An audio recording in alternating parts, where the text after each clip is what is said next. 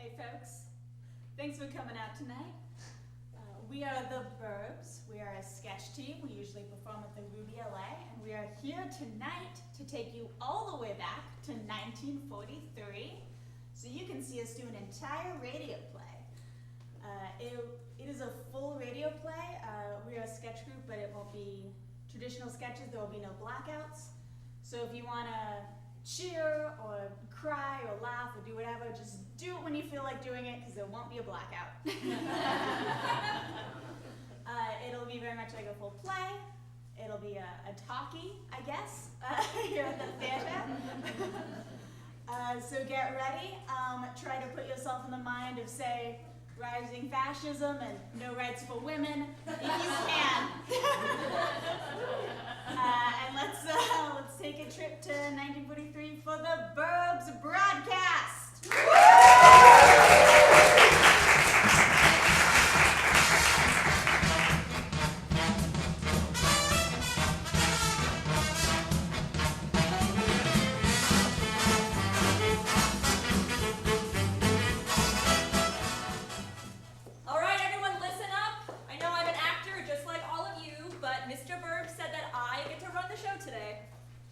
Hold on a second. Where is Mr. Burbs? Certainly not tied to his radiator in his office. Everyone please welcome our new member. Hey, I'm Dazzling Harold Haynes. I'm a magician. Everybody said I had a face for radio, so here I am. Darrel will be filling our diversity quota. Listeners thought we were getting a little too diverse. Here we go. Pick a card, any card. Gee, thanks. Me. I. Kirk. Ah! Josh! How dare you disrupt an artist as he tunes his instrument? She's in Kirk. Just me. Your pal Sid. Good old American Sid. For a second there, it sounded like you were speaking German. It's vocal exercises. Woo! Oh, sorry I'm late, everybody. My bus gal dumped me, my dog ran away, and on the way over I broke 13 mirrors trying to get out of a fun house. I have a bad feeling about today. Cheer up, Ryan. Maybe you'll get some good news during the show. Thanks, Savanna. You're a real pal. Ryan, I was thinking that maybe after the show... Oh, I gotta go learn my lines! But we're holding our scripts. Why don't you just tell Ryan you're sweet on him? I will tonight. Oh, Nelinda, Mr. Burbs approved your skit. Gosh, really? The world's finally gonna see my artistic vision after submitting 400 scripts. Man, Hollywood sure moves fast.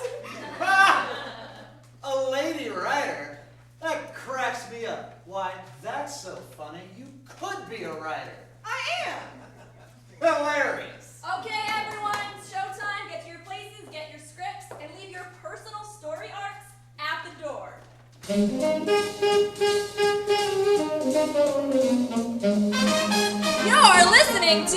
You're listening to the Burbs broadcast, the best radio program in 1943, starring me, Kirk Novak, and the Kirk Novak Players.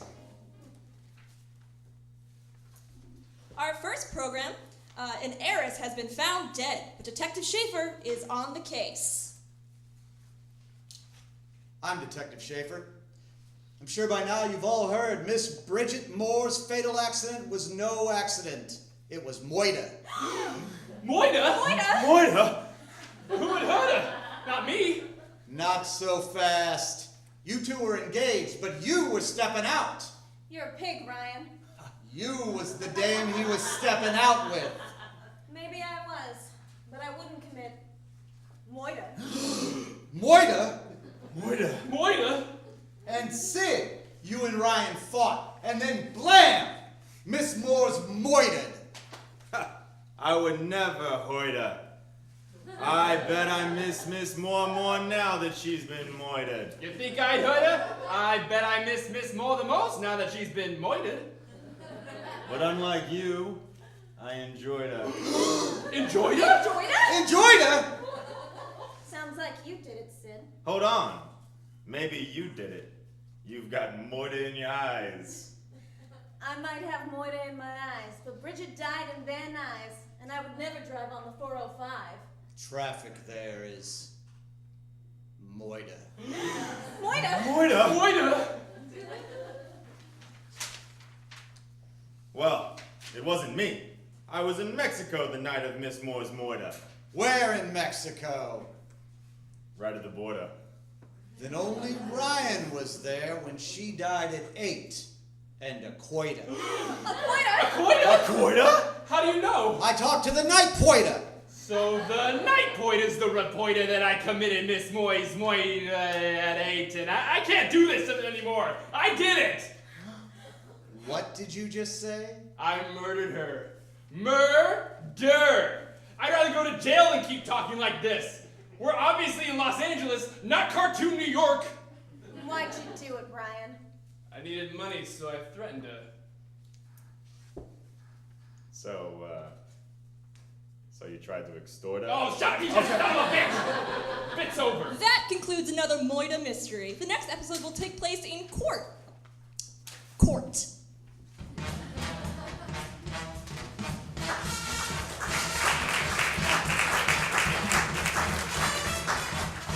Now it's time for some real love letters from our listeners.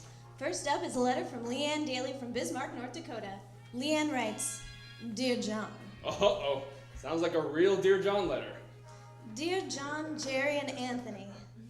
Whoa. That sounds like more than one fella. Based on the last batch of letters I received, it's clear you've all figured out about each other and are quite sore about it. I didn't realize you were all in the same unit, and for that I apologize, but honestly, how could you blame me? You're a group of strapping young virile men. How was I to resist? What pains me most is that you're all alone out there, womanless. I thought perhaps you might enjoy each other's company, and you could write to me about that. Enjoy each other's company? Well, I'm sure they'll have plenty of time to do that in the barracks. You know, Savannah, with playing cards and like... Yeah, Yeah. right, like playing cards. Yeah. Awaiting your replies with bated breath, Leanne. P.S. Please relay all of this to your POW Hans, who I'm also seeing. German? He can't be serious. Because I still can't sprechen zu Deutsch, isn't that right, Hans? Yeah, that's definitely German. May the war end soon so that we may all be reunited, and you can all meet my husband of 10 years, Tommy, and my newborn son, Toshi. Can't wait to compare noses. How romantic.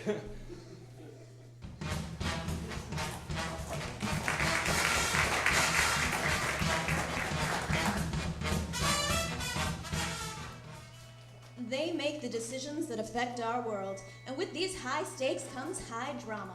Ladies and gentlemen, I invite you to sit back in your seat and make sure you don't turn that dial. We take you now to the Oval Office in Washington, D.C. for the newest episode of President, Scientist, General. Madam President, we need to destroy these aliens from space. Madam President, we need to try to communicate with them. This is a difficult decision indeed. But I'm sorry, General. I agree with the scientists. We shall open communication immediately.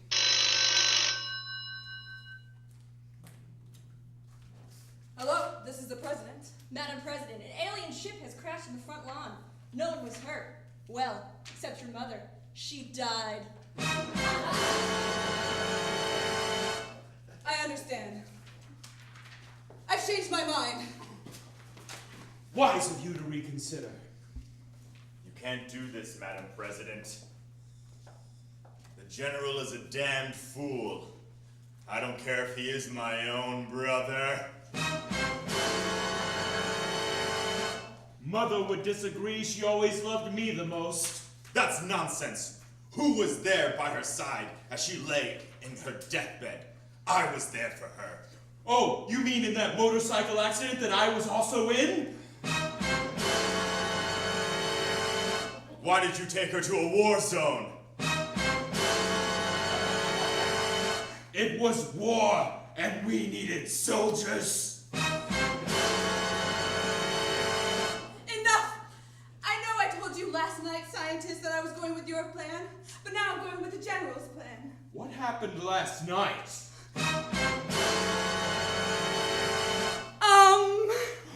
Ah! So that's who's been kissing you. We shan't be kissing anymore. I'm leaving. Save your breath. I thought I was your only lover. Listen, I thought you were gone after that motorcycle accident. You had amnesia for 3 years. You couldn't remember my name! But the scientist did. Tell me, do you love him more than me? Of course not. I was only with him because he reminded me of you. Madam President, I'm back. And I heard all of that. I also wanted to introduce you to my alien lover. The scientist and I are in love. How could you? And why does that alien look like my mother? Nice to see you again, daughter. Will the scientist ever forgive the president? Will there ever be peace between the brothers? And will the president embrace her newly found alien heritage? Be sure to tune in next week to find out the answers here on President, Scientist, General.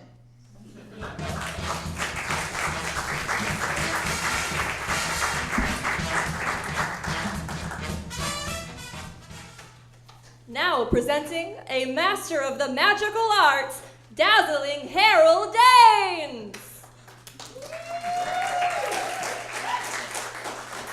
Thank you, ladies and gentlemen. I am dazzling Darrel Haynes, and this is my radio debut. I'm a magician, and for my first trick, I shall pull a rabbit out of this hat. As you can see, well, I suppose you can't see because this is radio. But this is a completely normal hat. There are no panels or nothing. You could go buy this at any local store, a hat just like this. All right, so now I will proceed to pull a rabbit out of this hat. First, I will hit it 3 times. 1, 2, 3, and now we have,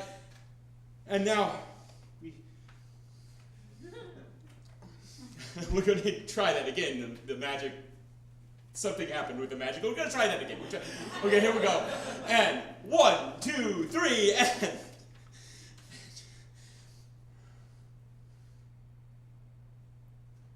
And I've done it! Wow. I just pulled a rabbit out of my hat. And it was so easy that I'll do it again. Ooh. It's an even bigger rabbit this time. Why stop there? I'm going to pull 2 more rabbits out. And now I just keep pulling rabbits out of my hat. They're hopping everywhere. They're jumping out of the hat. I'm pouring rabbits out of the hat. Oh, and there they are all over the studio. Notoriously quiet rabbits, as they're known to be. Very quiet, hopping around. And now they're jumping back into the hat. All of them. And they go into the hat. And ta-da! Thank you, ladies and gentlemen. I am dazzling Darrel Haynes, and that was the first time I performed pulling 50 rabbits. That's right, 50 rabbits out of my hat. I am the greatest magician. And poof! I disappeared in a puff of smoke!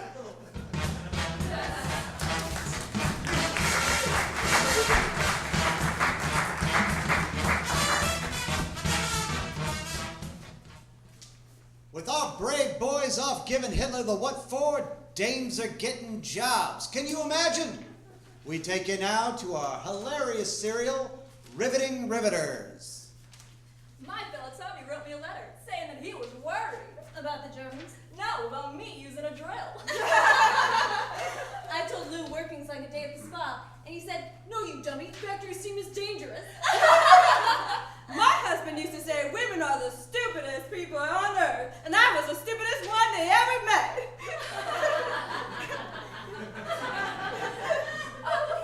We laugh, but we all agree we want our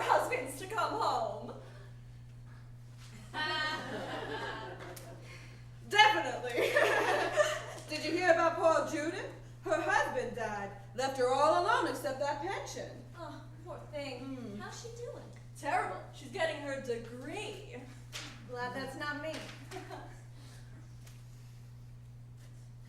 Say, though, what do you think happens when our husband comes back from the war? Well, we go back to the home, of course. And just turn off our brains like it never happened? Like we don't know we're good at this work? If men are inherently better, then why are they so afraid to compete with us for jobs? And if my husband is so smart, why did he get captured by the Japanese? Tommy wasn't even in the Pacific. Forget I said anything. I was just being kooky.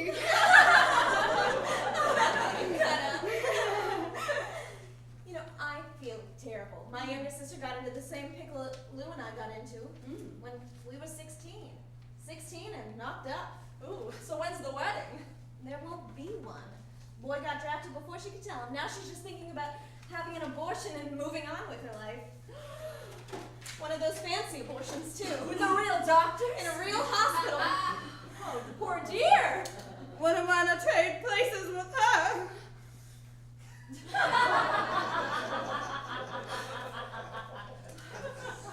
You gals see the new Abbott and Costello? Look, I'm not saying I want the Germans to win the war. No, I mean, that would be awful. Of course. I'm just saying, wouldn't it be bad if the war kept going? Yeah, I mean, I have been learning German to work at Mercedes-Benz just in case. And I've been putting anthrax in my husband's care packages. You're so silly, Doc. You're such silly factory.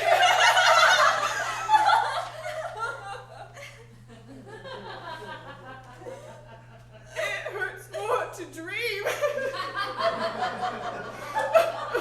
Those kooky girls crack me up.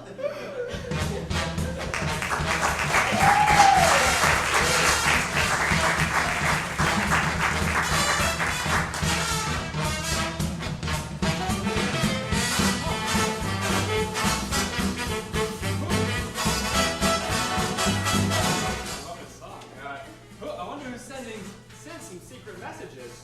I wonder if it's a sweetheart. I bet his father doesn't approve. Yeah. Man, I wish I was in a doomed romance. Speaking of being madly in love with someone who's just right in front of you, but you didn't realize how much you appreciate them until now, we gotta read more love letters.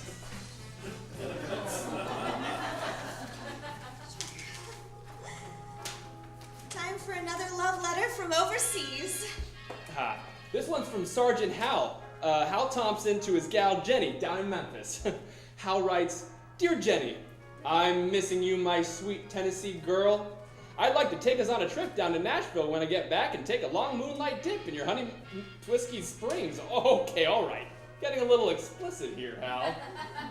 I think old Hal's just being romantic. I'd take 2 hearty shots of your moonshine and bury my face in those frolicking Jimmy Jams till I'm crying like a baby for your sweet hickory ham. Okay. I'm not sure a lady should be hearing this. You know, this lady can handle it, Ryan. Okay. I take the whole hog, stuff it with fresh peanut butter brittle, and take it straight to Chattanooga Bank where I let it accrue interest and invest in bluegrass boogaloos down by the riverfront. I want to flip a wig, double down on my active duty in that sweet Memphis maple candy muffin. Okay, this is disgusting. Don't break character, Ryan. It's unprofessional. Sorry. Patiently awaiting a chance to get a mouthful of that Knoxville sweet tea derby-style straw hat and all. Let me know what you think about that, baby doll. You're Sergeant Hal. Woo. Hot dog. I think you've got Sergeant Hal's sweetheart's response. Your sweetheart's response. Oh, of course. It just says yes to everything.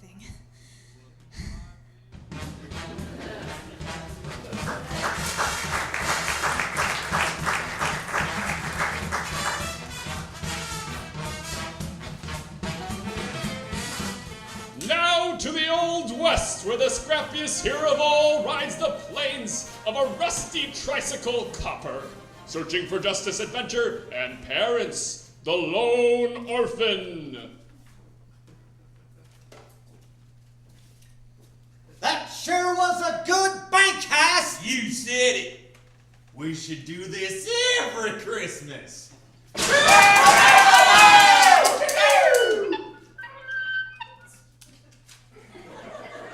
Hi-ho, Copper. Stop right there, Ruffins. It's me, the lone orphan. You can't stop us, little girl. You're all alone. I'm never alone when I have Mother Justice, the one mother who will never die. Oh, God. Okay. Now, hand over the money. No way. Me and my brothers have been planning this heist for years. I remember when my 5 brothers and I had a plan. It was to get the vaccine. Now I'm the lone orphan. Jesus. Okay, here's the money. Very good. Now, to the jailhouse. Your tricycle's missing a wheel.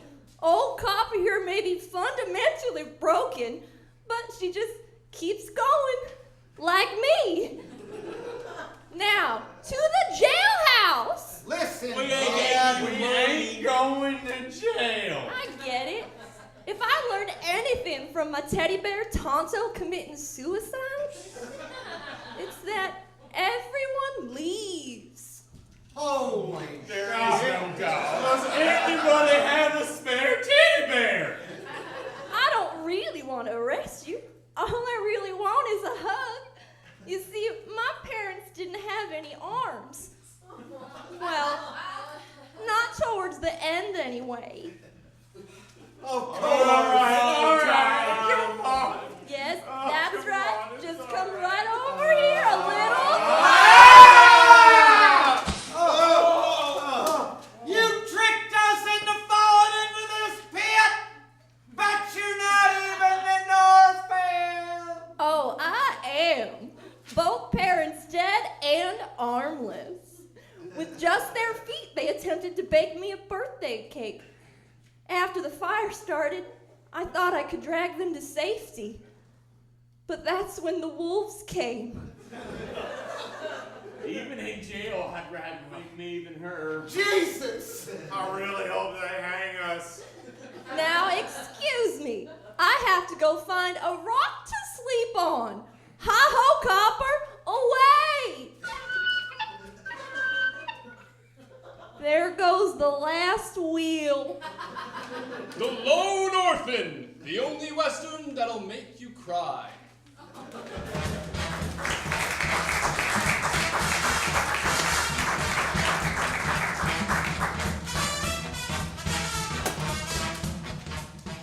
And now we're back for an encore performance. Dazzling Darrel Haynes. Ladies and gentlemen, you may know me as the greatest magician, but tonight I shall prove to you that I am the most talented man in the world, and I shall do that through juggling. And I'm juggling really fast. I'm juggling 3 balls, now 4 balls, now 5. Oh, where these knives come from? I'm juggling 5 knives too. I'm juggling 10 things, and I use magic to turn everything on fire. They're all on fire. And now I'm juggling behind my back, now through my legs. Now I'm on the ceiling juggling upside down, and now I'm going to end it off with a tap dance. Tap, tap, tap, tap, tap, tap, tap, tap, tap, tap. Boom, I did the splits. Thank you, ladies and gentlemen. I have been Dazzling Darrel Haynes, the most talented man in the world. My, Harold Haynes is so dreamy. My girlfriend and I want to go steady with him. He's not only the most talented man in the world, but also the handsomest. Don't you agree, Lauren? Yes. Poof! I disappear in a puff of smoke!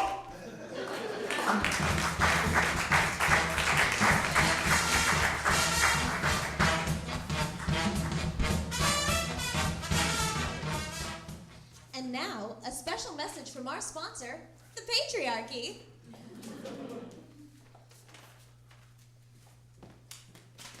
Say, Ryan, you had no trouble with that old ball and chain? I spent all night drinking and betting on the numbers. The old lady's real mad and I can't figure out why. No telling what a dame is thinking. Did you try taking it to a head shrinker? Yeah, but the shrink tried to analyze me and say I was the problem. This sounds serious. You should try giving her a firm spanking. I would, but our lawyer says I can't even spank the kids. Women are an enigma wrapped in a mystery. Did you try giving her a relentless shaking? Yeah, and she called the police. Say, what do you say we ask this invention that might know a thing or two about broads? Boy, what could that possibly be? A woman. A woman? That's right, a woman. You're telling me that a woman knows better than a man? I'm telling you, if you want to know something about a woman, you should just ask a woman. Well, what do you call a woman that flies an aeroplane? A pilot. So you're telling me that a woman doctor would also be called a doctor? Exactly. Wow, so that means a woman president would also be a president. We'll get there. Come on! Should a woman even be allowed to learn how to read and write? Shook on a Sharon Kirk, I wrote this skit. I really don't understand what a woman has to do with any of this. I think I get it. It's like if you want a hand job, you go to the massage parlor. Oh. Now I get it. Let me explain something to you, Nelinda. No, let me explain something to you, Kirk. Whoa! A woman. She knows herself. Fuck off, guys. And now back to our regularly scheduled program.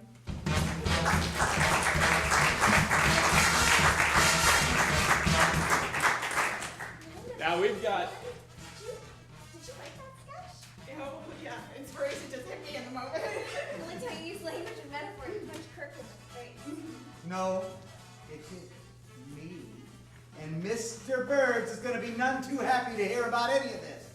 Yeah, well, I just asked Mr. Burbs, and he said he doesn't need the antidote, and he loved the skit. Did you guys hear that? Mr. Burbs loved my skit! That's right. Now clear the stage. We need love letters. We've got one last love letter for you listeners. This one's from Laura in Los Angeles to her husband, Private Davis. Dear Davis, it's been hard having you away for so long, but your sister Mary's been quite a comfort. She's even been kind enough to keep your side of the bed warm at night. It's almost as if you're here beside me, except Mary doesn't have cold feet. She sounds miserable. Nothing sadder than a woman without a man. Say, Savannah. Savannah, do you have a sweetheart?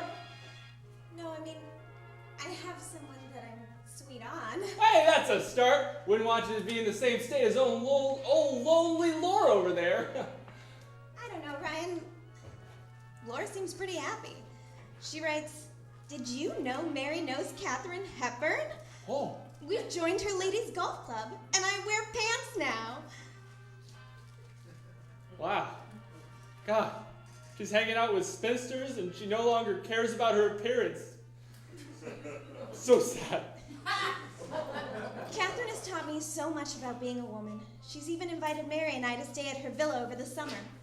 I foresee many mornings on Katharine's private course, Mary and I improving our strokes, driving down Katharine's stunning fairway, and working on our heavy putting. I swing the club both ways now. They're like old witches wallowing away into nothingness. I'll write after our trip. All my love, Laura. The follow-up letter's from Katharine Hepburn herself. Oh, wow. Katharine writes, Dear Davis, you can reach Laura at my villa in California. I'll pay for the divorce. She's one of us now.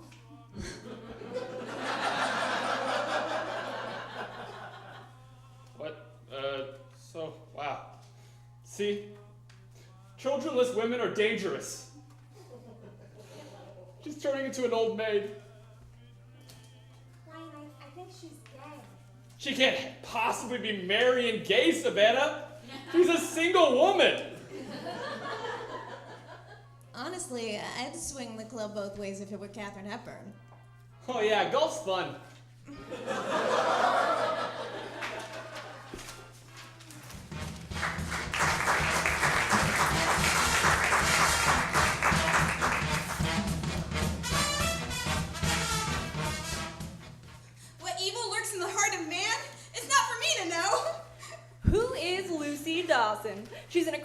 forensic scientist, assistant to renowned detective Joe Barrington, and she is cute as a dang button.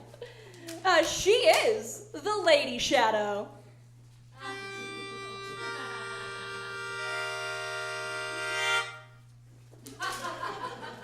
We take you now to the docks. You're saying my brother was murdered? I'm saying more than that, fella. I'm saying you did it. If that's all right with you, Joe.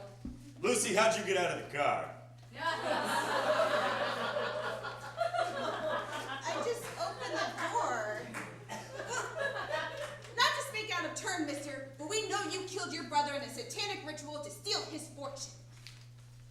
Now listen here, Missy. Could you get us a couple of coffees? Well, there's plenty of coffees down at the station, right, Joe? Yeah, I could go for a coffee. But don't you find it peculiar that an experienced sailor drowned? No, but I do find it strange an experienced sailor drowned. It was a dark night. Then why was he stabbed 26 times? Not now, Lucy. I'm trying to figure out how a drowned man was stabbed 26 times. Piranhas. There's no piranhas in Lake Erie. This might shock you, Charles, but there are no piranhas in Lake Erie. Fine. You got me. I killed him and I'd do it again. Hail Satan! It's coming together for me now. You lured him out on the night of the 24th, knowing that the tide would move his body by sunrise. The perfect crime. Gosh, Joe, I know I told you that all on the car ride over here, but it makes so much more sense you saying it back to me. You bested me, Joe Barrington. You beautiful, mysterious genius. I guess I did. Now let's get you to jail. You have the right to You have the right to remain silent. And anything you say... Can and will be used... No, that's not it. You have the right... You in the court of law. In the court of law! Yep, Tune in next week to try to solve the only mystery Barrington can't crack. Lucy, why is a gal like you still single? My husband was killed in front of me, and I'm on an endless quest to avenge him. Dames. They'll cry about anything. They sure will. Tune in next week for another adventure of The Lady Shadow. Always seen, but never heard.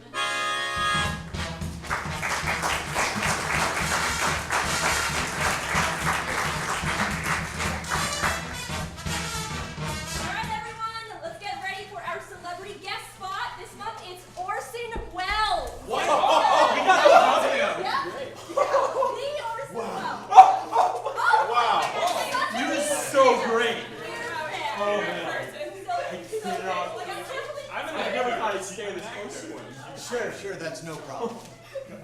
Okay, before we begin, I just want to be clear that this is fiction.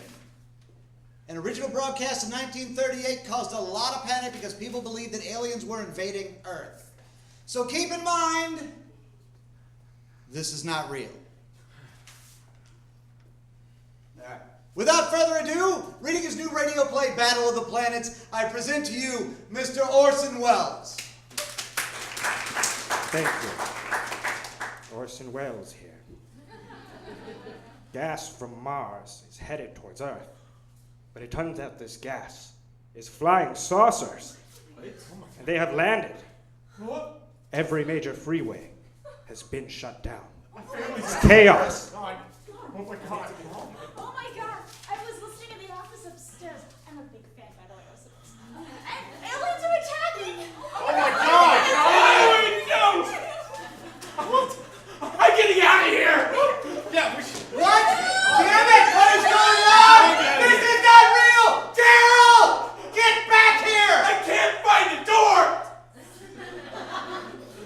I'm sorry. It's just the way he talks. It's just so believable while being terrifying. Thank you, it's a gift. Sorry about that. Whew. Can you maybe make it more fantastical so they don't really believe it? Of course. When the aliens land, they turn out to be humans. And we were the aliens all along. That makes so much sense. You know, I always thought I was an alien, but this really sets it in stone. Do you guys want to go find the humans who just landed and kill them all? Yeah! Yes! Sit down! What is going on here? I'm Orson Welles. People will believe whatever I say because of my voice. Jack and Jill went up an unusually steep hill How'd they go up a steep one? to fetch a pail of water. Jack fell down. Oh my god. Is he okay? No, he broke his prestigious crown. Why does someone build a well down that steep hill? What about Jill? Jill inevitably came tumbling down not very long after. Didn't she learn anything from... That is Believe my definitely a words. lawsuit situation. Yes, believe my word. Where were the parents at? What are we saying? Stop it! People just believe whatever you say, then why do I know it's not real? I whispered in your ear that my stories weren't true. So now, you are the only person in the world who won't believe me. And with that curse, you will forever be alone. You bastard! Why would you do that to me? You're a monster! Orson Welles is not a monster. Orson Welles is a god. He's a god. Orson Welles was not here. Alright, guys, we do not have a celebrity guest this month. This isn't my office. No, say what are you doing here? Get up. Why was I here? Kirk, what's wrong? You wouldn't believe me if I told you. I'm afraid. So alone. Yeah, great. Well, the next sketch starts in 3,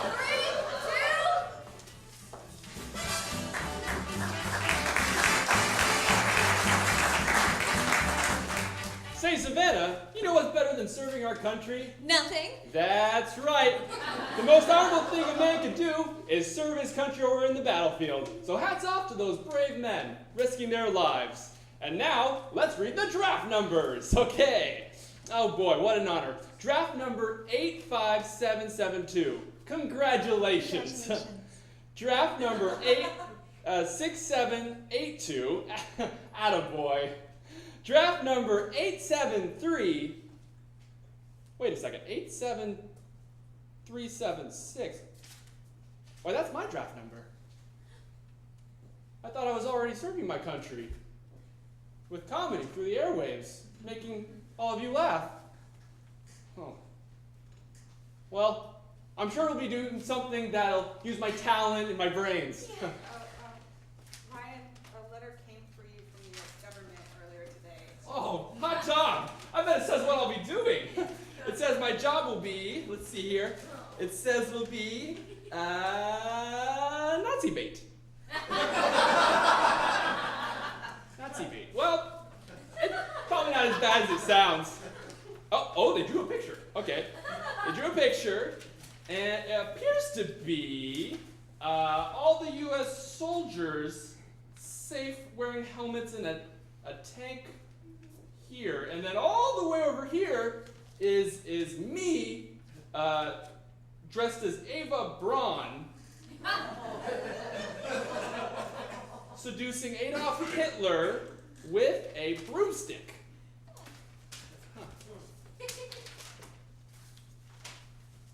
Yeah, that's definitely mein Führer. I mean, mein Adolf Hitler.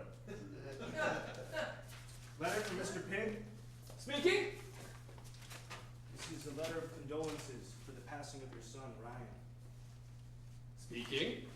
Oh, Yeah. I have to take this to your father tomorrow. But I have to take you to the battlefield today. You get a front of the line pass. This is it. My final moments. I don't even have a sweetheart. Who will I write letters to? Or dream about at night? Or put a little picture of in my helmet? Oh, we ran out of helmets. Oh, no helmets. or put a little picture of in my pocket. Well, the Ava Brown dress doesn't have pockets. Now's your chance to say something. Maybe I'll just write him a letter. You know, we can all hear you. Ryan, I can't keep it a secret any longer. I think you're swell. You're the cat's pajamas. Oh, wow! No one's ever called me the cat's pajamas before. I promise to write you every day, Savannah. And when I get back... No, that's... And when I get back, I'll take you to go get Sody Pop. No kidding? Yeah. Gee, this is all moving so fast. It must be love. Okay. I'm ready now. I'm ready to serve my country. All right, in a minute, I want to kind of watch the rest of the show. Oh, okay. But, can your radio station mail this out tomorrow? Oh, sure, yeah. No one could save Private Ryan. Is this my obituary? No, this is a screenplay I'm working on. Don't open my mail. Oh, sorry. This is your obituary. Ryan Pigg, he dead. What'd I just say? Oh, I'm sorry.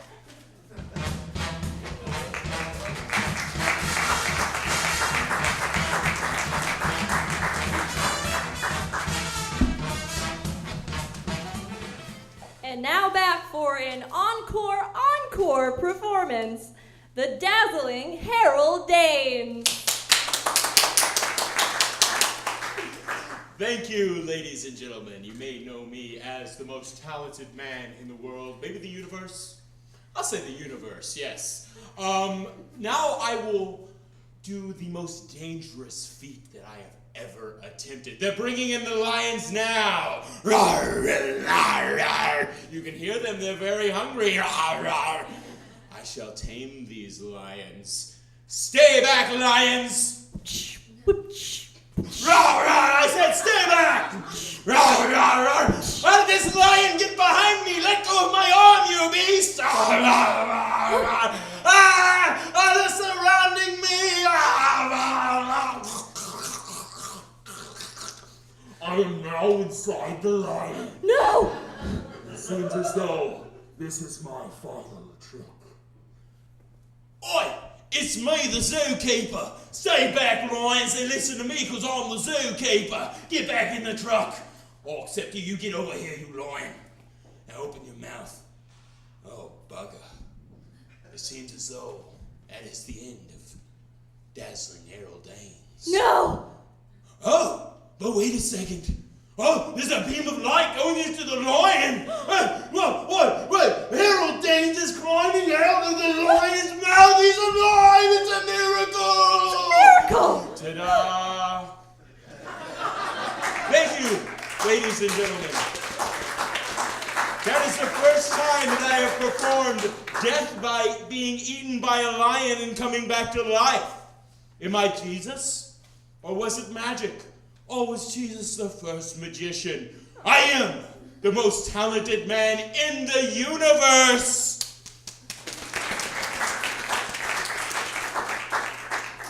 Now, I'm not attracted to me, but for dazzling Darrel Haynes, I'd swing the club both ways. Oh, that's what it means.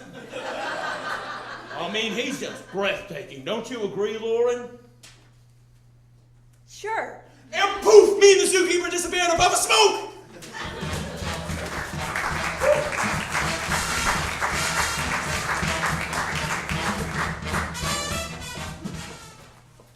And now, another message from our sponsor, the Patriarchy.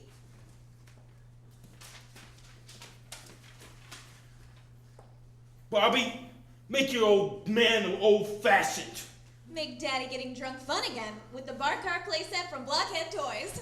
Wow! The bar car playset! I said make me an old-fashioned, god damn it! Nick got an old fashioned before he gets really angry. don't know what an old-fashioned is, Sally. No problemo. The bar cart playset includes a pop-up cocktail recipe book with touch and feel for kids of all ages. I'm giving you the count of 3, Bobby. 1, 2. Don't forget the maraschino cherry. 3. Come on! Make it again, Bobby! The bar cart playset, brought to you by men. They're the worst.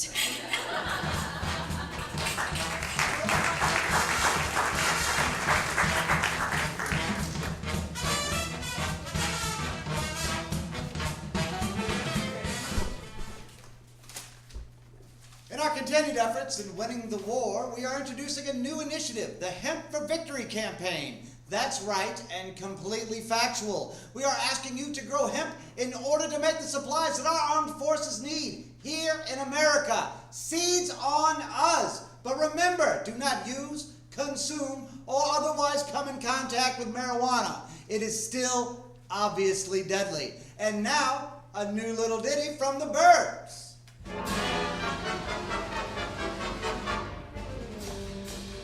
Parachute, shirts and boots, coats and ropes, wigs and suits. Just don't use it for rolling a blunt. Ship it out to sea using hemp for victory. Just don't use it for rolling a blunt. And it's bye, bye, bye. Don't getting high. Help us out on the Hitler hunt. You can grow that weed, and if you do succeed, just don't use it for rolling a blunt.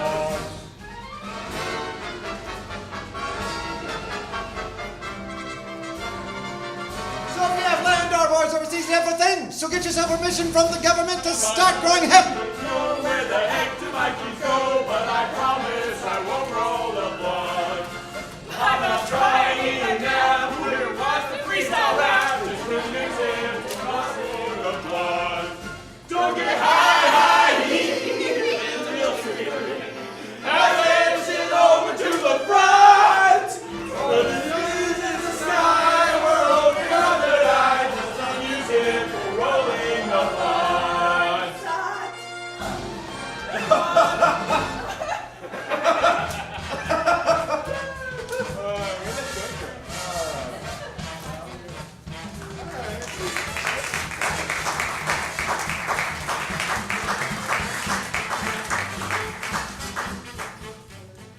And now, a word from our sponsor, Body Wax. It's the new way for women to remove unwanted hair. But mister, wouldn't that hurt? Nonsense! We are 3 manly men here to show you how easy it is to use. Give me 1 second.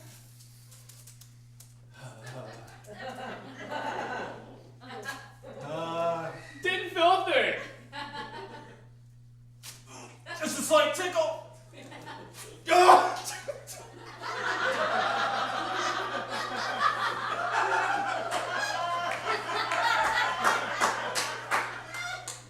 Not a thing. Promise he'll never use Oh, my arm is on fire! You use that. Now let's use it on their manly nether region. No! I'd rather go to war than do any of this again. All right. No!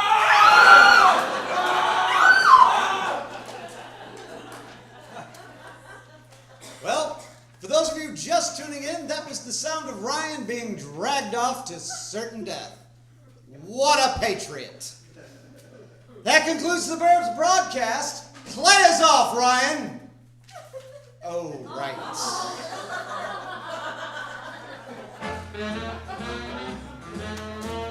And that's a wrap! My first show, and it went perfectly. The love of my life is going to die. I said it went perfectly.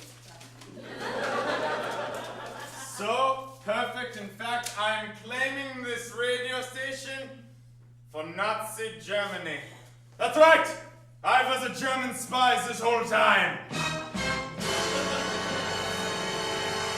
Und And now, I wish to talk to Mr. Burb, mein Herr Burb. Mr. Bird's ran out of oxygen hours ago. Did you kill Mr. Burbs? It's not important right now. What's important is that I run this station. But you're... A woman? What?